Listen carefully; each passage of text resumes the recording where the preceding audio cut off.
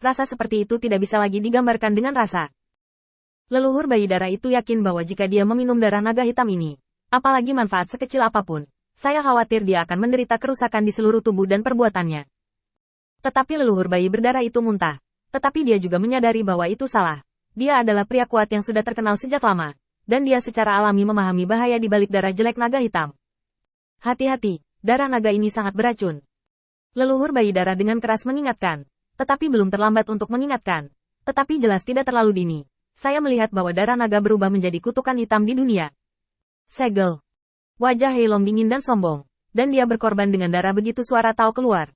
Qin Yichen tiba-tiba merasakan kegelapan di depannya. Seolah-olah dia jatuh ke mata darah naga. Menyebabkan rasa sakit di matanya. Seperti rasa sakit yang terkikis oleh asam sulfat. Tidak baik.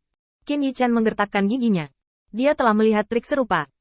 Dalam pertempuran pertama klan Wujin, jubah abu-abu Kaisar Pedang Yan Yu langsung menyegel Gunung Suci Wujin dengan kutukan hitam. Sehingga sulit bagi Kaisar untuk pulih.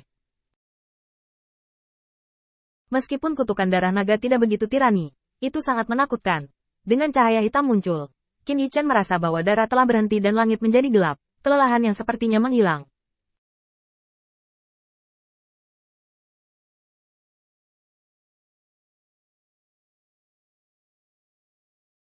Ini jelas bukan pengetahuan klan naga sejati, tetapi cara yang diturunkan oleh leluhur hitam. Qin Yichen menggertakkan giginya, tetapi garis keturunan naga hitam juga sangat kuat, tidak hanya dari Lei Ze, tetapi juga dari hadiah leluhur hitam. Dalam hal kekuatan garis keturunan, saya khawatir itu bahkan lebih kuat daripada keturunan berdarah murni. Dari Hua Daoru, darah naga itu hitam, seperti kutukan pemusnahan dunia, tercetak di dunia, dan setelah pengorbanan darah naga, tampilan dingin dan arogan naga hitam membangkitkan kebencian, dan mata naga hitam semakin membenci langit. Guru telah mengatakan bahwa para pemberontak ini tidak menghormati aturan surga, dan mereka berulang kali menyinggung guru, mereka harus dihukum mati. Tapi hari ini, dia berada di belakang Oriole, hanya untuk melarikan diri. Menarik. Kecepatan naga hitam sangat menakutkan. Tetapi bagaimana Qin Yichen bersedia? Sangat disayangkan bahwa tulang belakang naga Lei Ze telah jatuh ke tangan leluhur hitam. Dan naga hitam tidak boleh dibiarkan merusak keberuntungan naga asli. Tanda seru. Qin Yichen melihat sosok Tao Yin dan yang hitam dan putih mengembun di belakangnya. Pada saat itu, hati Tao-nya menembus langit. Seolah-olah dia menyatu dengan langit dan bumi. Cepat pergi. Pisau pencuri ini sudah memadatkan Tianwei.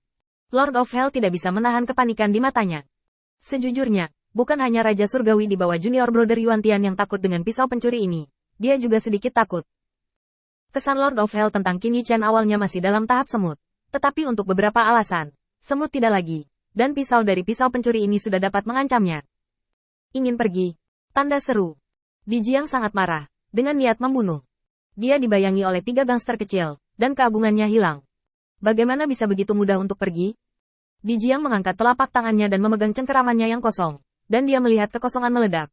Seolah-olah ruang di depannya hancur. Dan tidak ada jalan. Yang membuat wajah penguasa neraka surgawi semakin banyak. Tidak pasti. Di Jiang, saudara kita hanya bercanda denganmu. Pikirkanlah dengan jernih.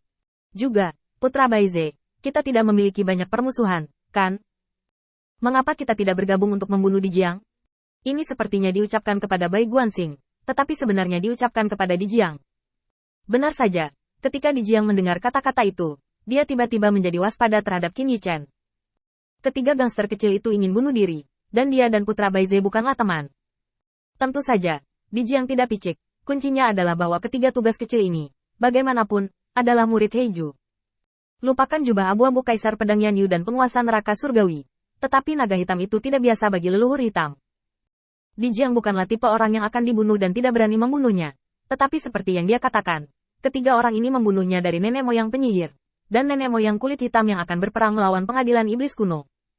Demikian pula, jika dia membunuh 3 murid leluhur kulit hitam, dapat dikatakan bahwa pengadilan iblis kuno telah memulai perang dengan leluhur hitam. Di Jiang juga sangat marah, tetapi apa yang terlibat dalam naga hitam itu tidak sederhana. Penyihir leluhur, kamu beruntung kali ini. Sebenarnya kami hanya bercanda. Tapi mengapa Putra Baize muncul di sini? Pikirkanlah. Masih ada cibiran dari penguasa neraka di dunia, yang membuat leluhur bayi berdarah itu meledak menjadi marah, bukankah? Anda membiarkan mereka pergi? Apakah kamu bingung? Kami benar-benar ingin kamu mati. Hindari menonton pertunjukan. Kecepatan naga hitam terlalu menakutkan, dan Di Jiang tidak terhalang oleh ruang. Sangat sulit bagi mereka untuk mengejar. Namun, Ditegur oleh leluhur bayi darah. Di Jiang tidak menunjukkan belas kasihan. Dan wajahnya segera menjadi suram. Kamu tidak perlu mengajariku melakukan sesuatu. Di Jiang memandang Bai Guanxing. Tetapi melihat ekspresi yang terakhir acuh tak acuh. Saya hanya ingin melacak bidak catur Tian Wei Tian. Aku tahu. Di Jiang tidak dipisahkan oleh beberapa kata dari penguasa neraka. Salah satunya adalah dia percaya pada karakter putra Baize. Dan yang lainnya adalah bahwa leluhur bayi berdarah itu benar. Qin Yichan dan yang lainnya sangat menginginkannya mati. Mereka hanya perlu bersembunyi. Lihat saja dalam gelap. Namun, ketiga bajingan itu mungkin juga tidak berani membunuhku.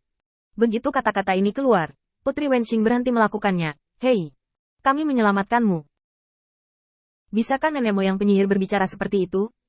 Di Jiang terlalu malas untuk memperhatikan. Dia tidak terjerat dengan siapa yang menyelamatkan siapa.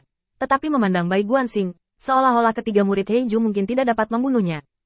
Lagi pula, kontrak Heilong dengan surga dapat menyebabkan hukuman oleh surga. Tetapi jika Di Jiang ingin melarikan diri, dia akan sangat malu. Jika dia tidak membunuh naga hitam itu, hukuman surga tidak akan bisa merenggut nyawanya. Di Jiang dengan cepat menenangkan diri dan menganalisis masalah ini.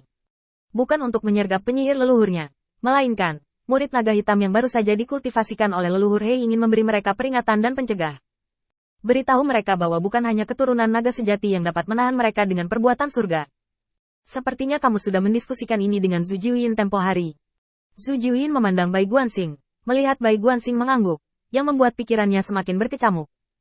Dari sudut pandang ini, masih ada kemungkinan lain, yaitu, leluhur hitam mungkin menggunakan ancaman peringatan untuk mengundang mereka bergabung. Karena dalam analisis terakhir, apa alasan terbesar mengapa dia sangat malu hari ini dan dihancurkan oleh hal-hal sepele dari tiga murid leluhur kulit hitam? Bagaimanapun, itu adalah kontrak surga. Dan Bai Guanxing mengatakan bahwa dia memiliki cara untuk menyelesaikan kontrak surga, mengesampingkan yang benar atau yang salah untuk saat ini. Tetapi Heiju telah membuktikan dengan tindakan praktis bahwa dia telah menggunakan naga sejati untuk memberkati keturunan dan mengikat mereka ke kontrak surga dan mengubahnya menjadi kegunaannya sendiri. Hubungan antara istana iblis kuno dan leluhur hitam tidak baik, tetapi hubungan dengan naga asli dan 10 protos juga tidak baik. Sejauh konsep Di Jiang yang bersangkutan, pengadilan setan kuno harus menghapus kata kuno. Karena Kaisar Surga juga harus menjadi wilayah mereka. Hal ini sangat penting. Meskipun tiga murid leluhur kulit hitam tidak menghormatinya hari ini, mereka juga mengingatkannya. Jika Yang Mulia dan penyihir leluhur lainnya memutuskan untuk bekerja sama dengan leluhur hitam untuk mengatasi belenggu kontrak surgawi, maka titik pertemuannya hari ini tidak layak disebutkan dalam menghadapi situasi umum. Oleh karena itu, Bai Guanxing berusaha membantunya, tetapi pikiran Di Jiang sedang rumit saat ini, dan dia tidak akan berterima kasih sama sekali.